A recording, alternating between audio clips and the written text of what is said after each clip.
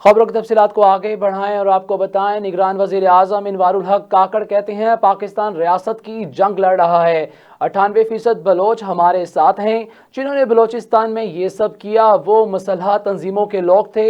انوار الحق کاکڑ نے کہا احتجاج کا سب کو حق ہے مگر آئین کے اندر رہ کر احتجاج کرنا چاہیے۔ 9 مئی کے احتجاج کرنے والوں کا بھی یہی ایشو تھا، وہ قانون کے دائرے سے باہر آ گئے تھے۔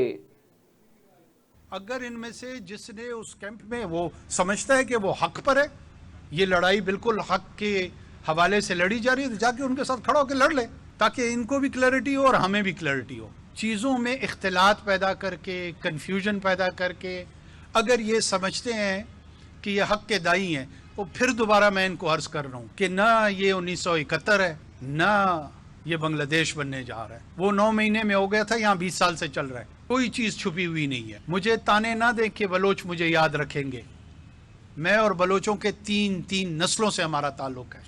میرا جھگڑا ذات کا نہیں، ریاست کا، مسلح تنظیموں سے ہے، بلوچوں سے نہیں ہے۔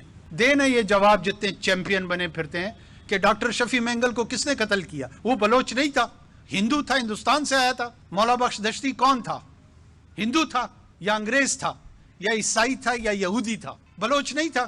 اگر یہ ہمت نہیں ہے یا پتہ نہیں ہے تو ان دونوں چیزوں کا علاج کرائیں، یا پتہ کرائیں یا ہمت کریں۔ یہ ٹویٹر پہ بیٹھ کے جو جنگ لڑنے کی کوشش کر رہے ہیں نا، جس دن میں اس منصب سے ہٹوں گا پھر انشاءاللہ بہت کھل کے بات کریں گے۔